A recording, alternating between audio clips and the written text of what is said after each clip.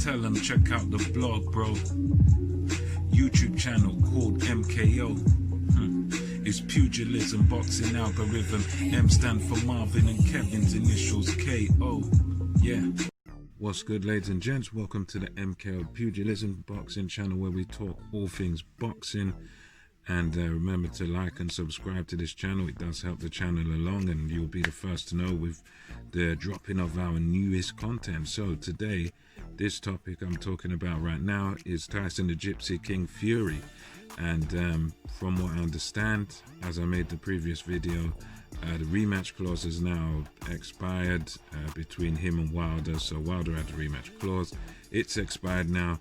So Tyson Fury is going to be moving on from the fight. He's come out and said himself in the social media that I'm moving on. I can't wait for Wilder forever. I'm moving on. Bob Arum's been talking about it. And I believe Frank Warren also have been talking about it, and they've been saying that, look, with or without Wilder, we're going to box by the end of this year.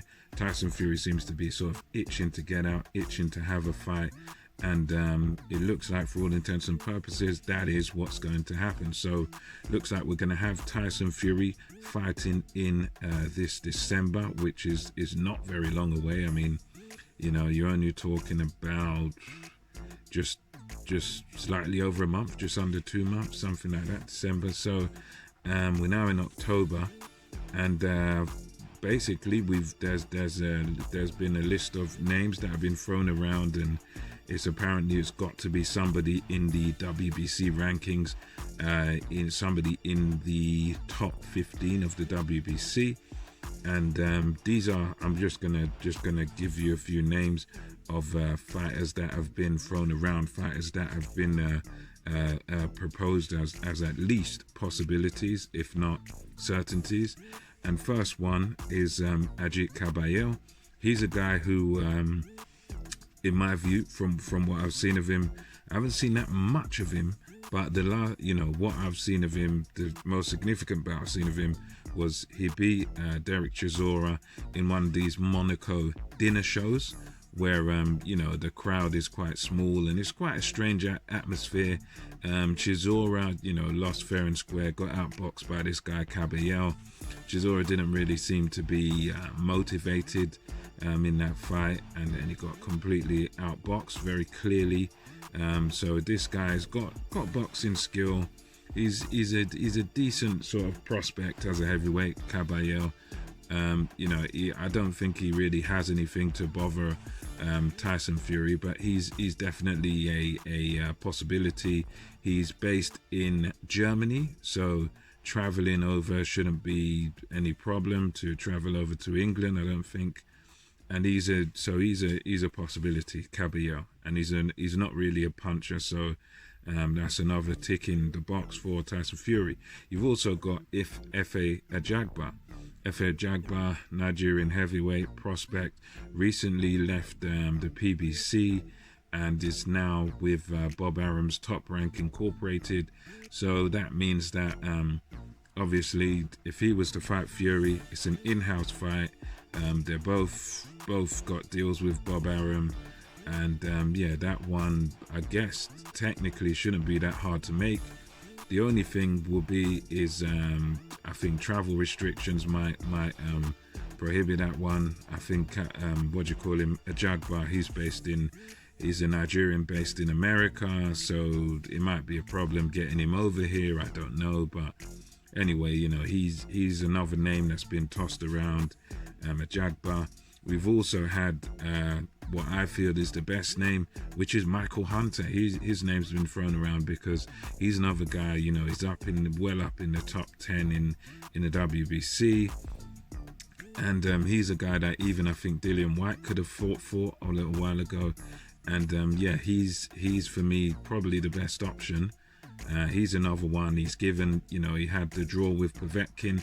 Many people felt that he beat Povetkin, and then Povetkin goes on to do what he did to Dillian White.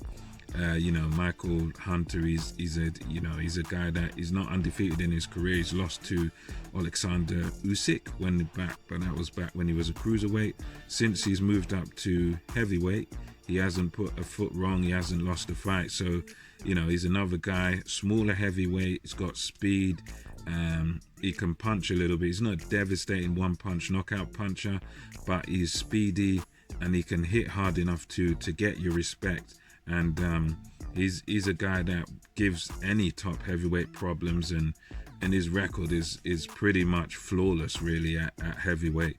You know, he's got all the attributes to give anybody trouble, I think, in any of the top boys, whether it's Fury or Joshua.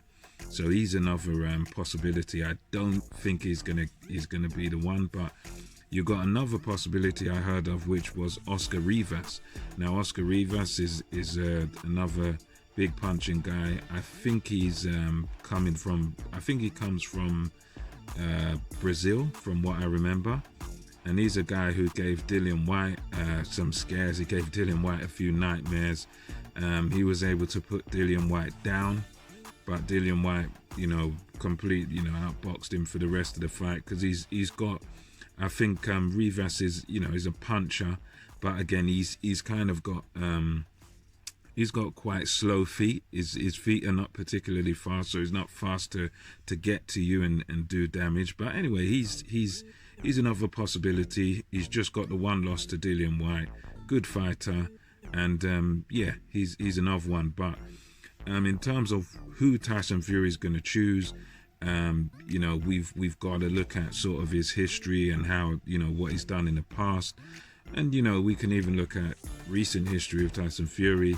He fights Deontay Wilder, and I think there's the rematch was going to happen, but Tyson Fury decides to take, I think it was about a year out of away between him fighting Wilder the first and the second time, something like a year or whatever he took. And then he took on, a few guys, Otto Wallin. Otto Wallin gave him a hard time, but I suppose that wasn't the script, what was meant to happen. And the other guy, Tom Schwartz, who was, he was a no-hoper, really.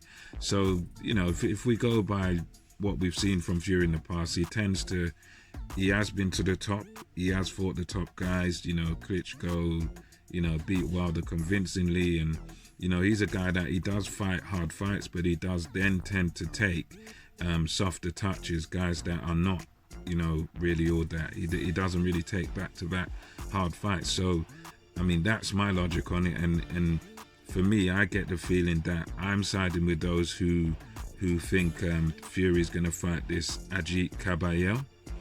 Because I think travel-wise it'll be easy to get him over, and I think obviously he's a non-puncher. He's not really much of a threat towards Tyson Fury. He will give Tyson Fury little bits of trouble, but ultimately he's a guy that Tyson Fury can probably look good against.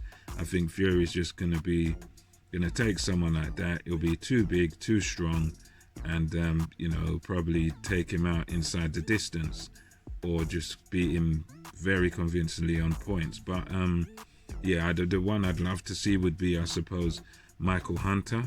That would be the one I'd love to see. But I think we're not gonna get it. We're probably gonna get Caballero. Could be wrong. Don't get me wrong. Could be wrong. Could get Rivas. Could get a Jagbar. He's got the same promoter, and I think if he did fight a Jagbar, he outboxes a Jagbar and beats him very convincingly. But there's nothing concrete down at the moment, but this is just letting you guys know these are the sort of names. I think there might be another name floating about there, but those are the names, and I reckon it's going to be Ajit Kabayel, who's going to be the option that Fury chooses. But anyway, I've hopefully just look forward to seeing it, and once we see that, we can get the undisputed fight on. And until next time, this is MKO Pugilism, over and out. I shall catch you on the next vid.